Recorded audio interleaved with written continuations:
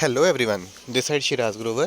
बच्चे, I am going to discuss some of the important previous year questions of the chapter Chemical Reaction and Equations with you. So my first question is beta, what happens chemically when quicklime is added to water filled with bucket? As we all know, quicklime calcium oxide होता है बेटा. आप पानी में डालोगे, कली को पानी में डालोगे, कली वाला पानी बनता है, तो फॉर्मेशन ऑफ स्लेक्लाइम टेक्स प्लेस. और मोर ओवर ये हमारे पास एक एक्सोथर्मिक रिएक्शन की भी एग्जांपल है, क्योंकि इसमें जो हमारे पास स्लेक्लाइम बनता है ना, उसके साथ बहुत सारी हीट भी जनरेट होती है. ठीक है. Our next question is define oxidation and reduction. Oxidation वो प्रोसेस होता है जिसमें एडिशन ऑफ ऑक्सीजन हो, रिमूवल ऑफ हाइड्रोजन हो या रिमूवल ऑफ इलेक्ट्रॉन्स हो. रिडक्शन वो होता है जिसमें एडिशन ऑफ हाइड्रोजन हो, एडिशन ऑफ इलेक्ट्रॉन्स हो और रिमूवल ऑफ ऑक्सीजन हो. ठीक है. अभी इंपॉर्टेंट क्वेश्चन है आप लोगों को, कोई एक डबल डिस्प्लेसमेंट रिएक्शन जो है ना, वो तो नेसेसरली आनी ही चाहिए. ठीक है. तो आप इसको रट्टा लगा लें जिसमें बेरियम सल्फेट बनता है. ये वाइट कलर का प्रेसिपिटेट होता है बेटा हमारे पास. ठीक है. तो बेरियम क्लोराइड को अगर सोडियम सल्फेट में डालेंगे तो बेरियम सल्फेट बनता है, जो कि एक वाइट कलर्ड प्रेसिपिटेट होता है हमारे पास. साथ में HCl बन गया. ठीक है. On what basis chemical reactions are balanced. तो ये law of conservation of mass के लिए हम लोग है ना, इनके हिसाब से इनको बैलेंस्ड करते हैं. नेक्स्ट वन बेटा, आप अगर सिल्वर क्लोराइड को सनलाइट में छोड़ देंगे तो क्या प्रोडक्ट बनेगा.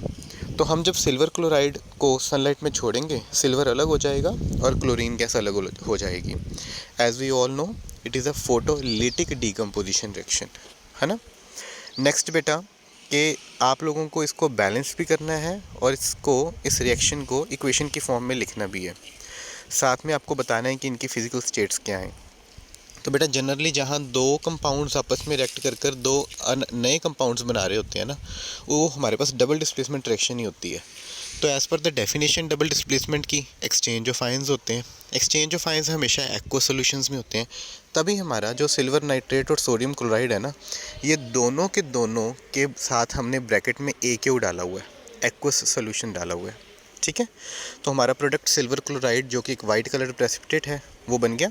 उसके लिए मैंने ब्रैकेट में S डाला. साथ में सोडियम नाइट्रेट बन गया, जो एक्वा सॉल्यूशन में एज इट इज़ ही था. जो 26 है ना, अगर आप गौर दें तो ये थर्माइट रिएक्शन है. और सोच लो पेपर में थर्माइट रिएक्शन कितनी ज़्यादा इंपॉर्टेंट है.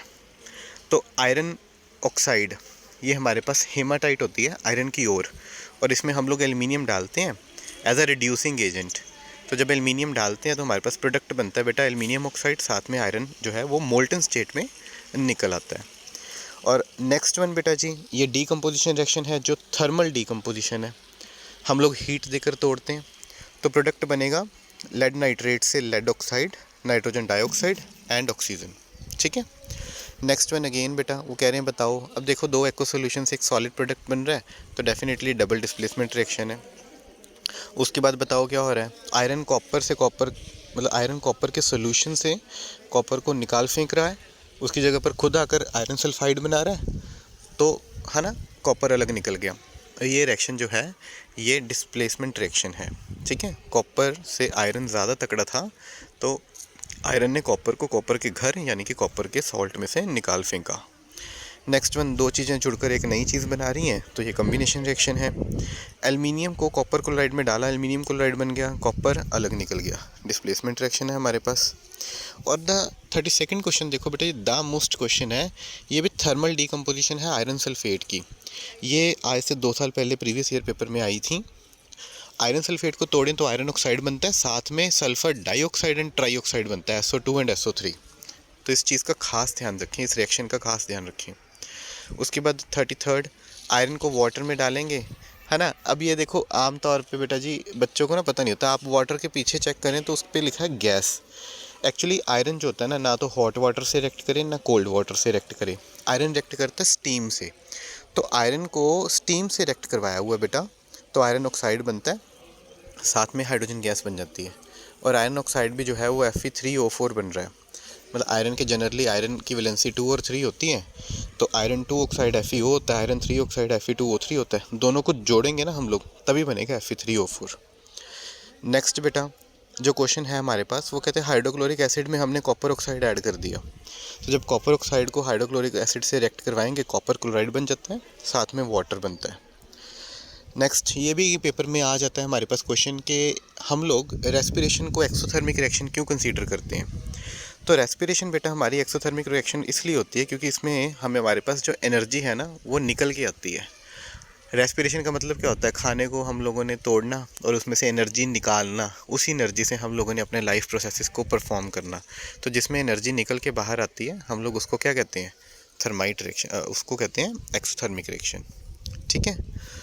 सिल्वर ब्रोमाइड को तोड़ेंगे, ये फोटोलिटिक डिकम्पोजिशन रिएक्शन है, ब्लैक एंड वाइट फोटोग्राफी में यूज़ होती है। ठीक है, सिल्वर ब्रोमाइड से सिल्वर अलग, ब्रोमीन गैस अलग। 37वां क्वेश्चन दोबारा फिर बन के आ गया। आयरन सल्फेट को तोड़ेंगे, आयरन ऑक्साइड बनेगा बेटा, सल्फर डाइऑक्साइड और सल्फर ट्राइऑक्साइड साथ में निकलती है। क्विक लाइम को पानी में डालेंगे, दोबारा फिर बन के आ गया, स्लेक्ट लाइम बनेगा, साथ में लॉट ऑफ हीट जो है वो प्रोड्यूस होती है। आगे हमारे पास क्वेश्चन है, हाइड्रोजन सल्फाइड को ऑक्सीजन से रिएक्ट करवाते हैं, वाटर और सल्फर डाइऑक्साइड गैस निकलती है।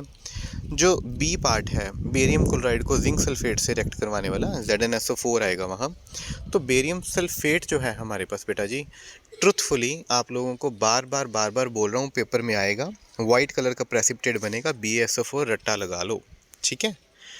उसके बाद 39th ये हमारे पास डिस्प्लेसमेंट रिएक्शन है। कॉपर सल्फेट का कलर ब्लू होता है, उसमें आयरन डिप कर दिया, आयरन सल्फेट बनेगा जो कि ग्रीन कलर का होगा और कॉपर अलग निकल जाएगा। जो 40th वन है ना बेटा, ये भी एक थर्माइट रिएक्शन है। मैग्नीज डाइऑक्साइड MnO2, ये पायरोलूसाइट होती है हमारे पास मैग्नीज की ओर। आप इसमें एल्युमिनियम डालें, जब एल्युमिनियम डालेंगे तो एल्युमिनियम ऑक्साइड बन जाएगा और साथ में मैग्नीज मेटल जो है वो लिक्विड स्टेट में निकल के बाहर आएगा। ठीक है।